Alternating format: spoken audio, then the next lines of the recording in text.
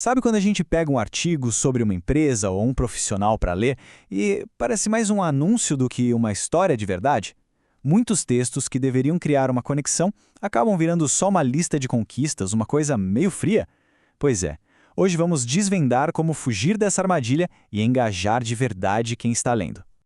Então, a grande questão é essa: como é que a gente pega dados brutos, marcos de carreira e informações corporativas e transforma tudo isso em narrativas que prendem a atenção? O segredo é uma virada de chave, sabe? A gente precisa parar de só listar os fatos e começar de fato a contar histórias.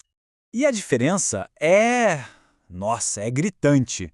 De um lado tem a autopromoção, fatos estéreis, foco total em conquistas e aquela linguagem corporativa que cria uma barreira. Do outro, a gente tem a história humana, uma jornada que inspira, que fala sobre desafios e superação e que cria uma conexão emocional genuína. O nosso alvo é sempre essa segunda coluna, sem dúvida. Ok, então, vamos ao primeiro passo: encontrar a essência da história. Porque, olha, antes mesmo da gente pensar em escrever, a gente precisa ter uma boa história para contar. Nossa missão é exatamente essa: achar o extraordinário naquilo que, à primeira vista, parece comum. Mas, afinal, o que define uma história atraente? É uma combinação poderosa de elementos. Pensa comigo: uma experiência única, uma abordagem inovadora para um problema, o timing perfeito. Aí você soma a isso um toque humano, dados que comprovem o impacto e, o mais importante de tudo, uma transformação clara. Essa é a receita. Vamos olhar mais de perto para esses elementos. A gente está buscando uma experiência que seja única, uma abordagem inovadora, a relevância do momento. Mas o que conecta de verdade é o ângulo humano, é a emoção, é a curiosidade. E para selar tudo isso, a prova da transformação. É aqui que a gente mostra o antes e o depois, o impacto real que aquela pessoa ou projeto gerou no mundo.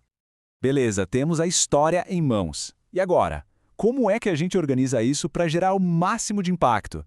É isso que esta segunda parte revela: o verdadeiro mapa da mina, o blueprint para construir um artigo que une a magia de contar histórias com a solidez da credibilidade. E a estrutura é surpreendentemente simples e lógica. São 5 passos que se conectam: um título que fisga, uma abertura que prende, uma seção que constrói credibilidade, o corpo do texto que desenvolve a história e, por fim, um fechamento que deixa uma impressão que dura.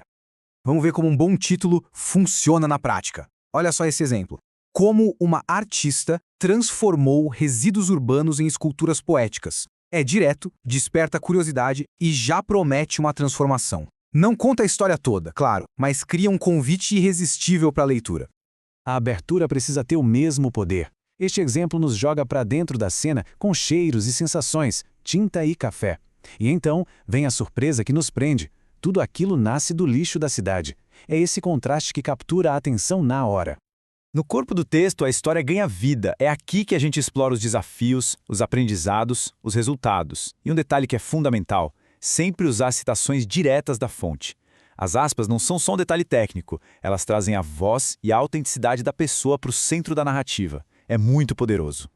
Tudo bem, vamos para a parte prática. Como abordar uma fonte ou um especialista de forma eficaz? É bom lembrar sempre: a qualidade da história depende diretamente da qualidade da interação que a gente tem com as pessoas. Este modelo de e-mail mostra bem o caminho.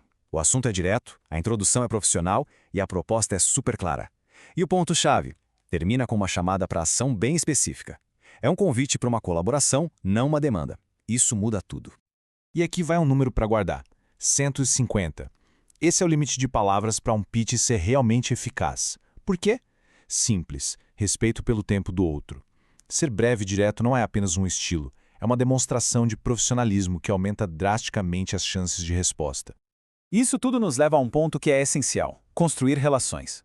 Um bom redator não quer apenas uma entrevista. O objetivo é construir uma parceria de confiança.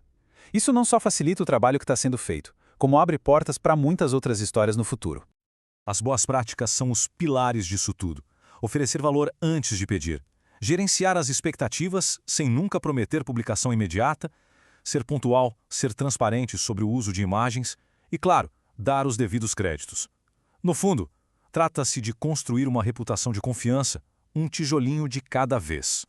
Agora a gente chega na seção final, que é a base de tudo: ética e credibilidade. Sem ela, a melhor história do mundo simplesmente desmorona. É o alicerce de qualquer trabalho de qualidade. Não tem como fugir disso. O contraste é bem claro, né? De um lado, práticas éticas, checagem de fatos, citação de fontes, uso de imagens com autorização. Do outro, o que simplesmente destrói a credibilidade. Fake news, omissão de dados, uso de material sem permissão. A escolha entre esses dois lados é o que, no fim, define a reputação de um profissional. E uma regra de ouro que está bem destacada no manual: jamais cobrar valores em nome da editora. Qualquer transação financeira que envolva publicidade deve seguir estritamente os canais oficiais. Isso protege a integridade de todo mundo, do redator e da publicação. E para a gente fechar, fica aqui uma provocação. Com tudo isso em mente, olhe ao seu redor. Qual história que hoje parece comum, que passa batido, na verdade merece ser contada de uma forma impactante e humana? O extraordinário está bem aí, só esperando para ser descoberto.